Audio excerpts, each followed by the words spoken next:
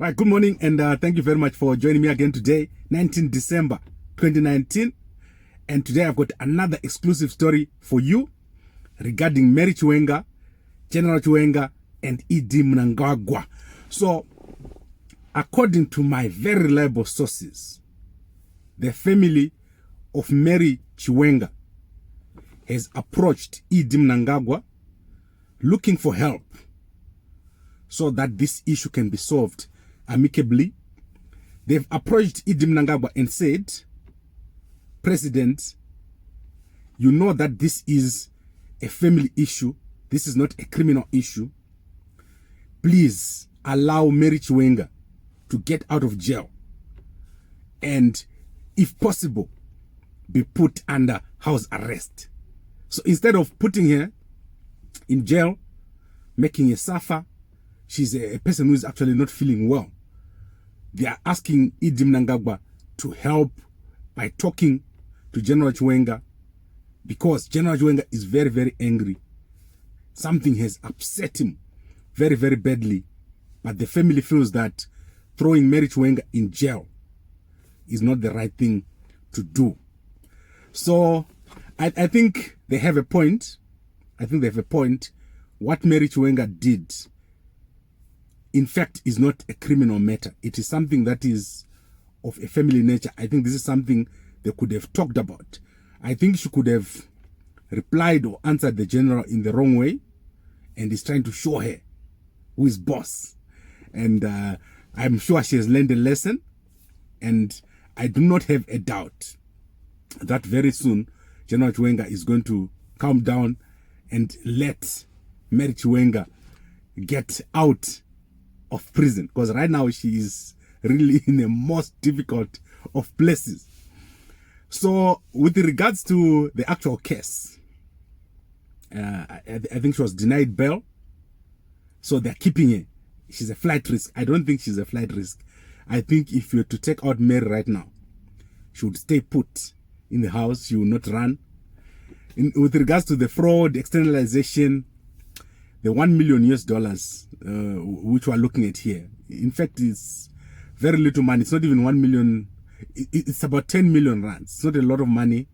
It's cheap change to these guys. These guys can buy a car for 10 million. They've got money. They've got access to a lot of money. I don't think it's about the money. I don't think General Chiwenga would worry about $10 million. I also think there's a lot that has happened in between.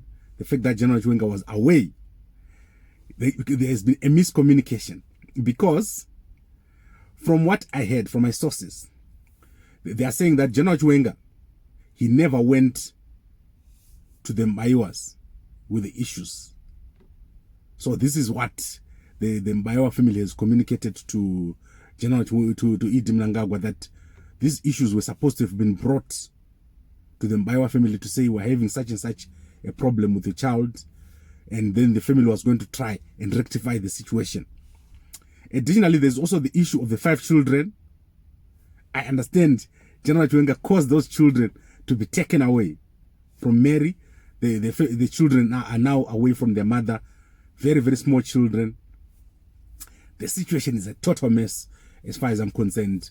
I think someone needs to step in and intervene and resolve this problem, because I don't think in the long run it will work well for both sides, because these kids are growing. So truly, I feel that this is a family issue. I feel that these guys will come together and discuss. And also, us as press, remember, when we get information, our job is to take it out. But I think this tends to inflame the situation to make everyone focus on the wrong thing. I don't know. But this is one of the most difficult cases I think has ever happened in Zimbabwe. The general has just lashed out. The family of Mary Maiwa, very vulnerable at the moment. Mary herself, stuck in jail. The children without a mother.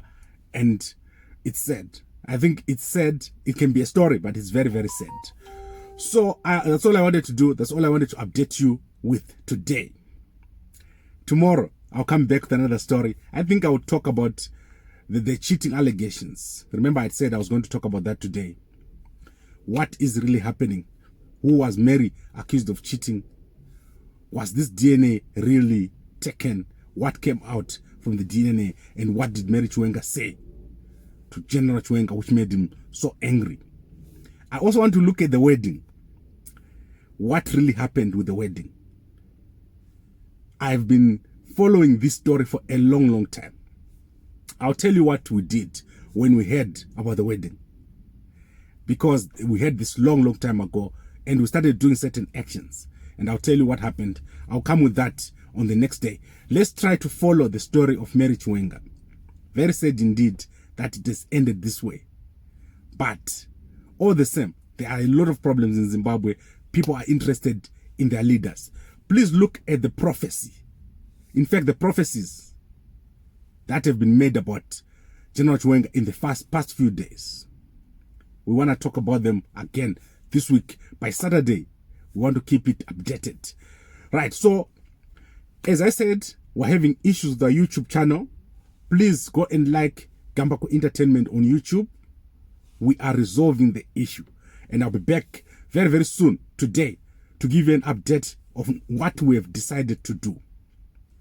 And I'll also give you an update of what has been happening behind the scenes regarding our YouTube channel, the fact that it's closed, and what we've resolved to do, what negotiations have happened, what discussions have happened. So very, very soon, everything will be sorted, everything will be done above board. Right, thank you very much. And please, if you are receiving this file on WhatsApp, send it to as many people as possible. We know many people are no longer in town, they're in the rural areas. Send them the files that we send you. And we're going to be starting very soon a roundup of all news that we're going to be sending across the country. We want to make Gambakwe Media the biggest media in the country. We're opening Gambakwe Entertainment. It's going to be a standalone channel. We're also opening Gambakwe Foundation. In January, we're going to be having Gambakwe Foundation, where we are going to be promoting talent among young Zimbabweans. We're going to showcase young people that would normally not get exposure. We're going to give them exposure. Social media is the cheapest way to pass information around. And we can do it. We can do it if everybody works together. We can make Zimbabwe have a strong media industry. At the moment, we just have things happening here and there. But we need to create a media industry. We want to create millionaires in terms of entertainers. So if you want to work with me, if you want to work on this vision, talk to me and WhatsApp me on the numbers on the screen. Let us keep this thing rolling. Thank you very much. And I'll be back later to talk to you again about the story with our YouTube channel. What has happened there. Thank you very much.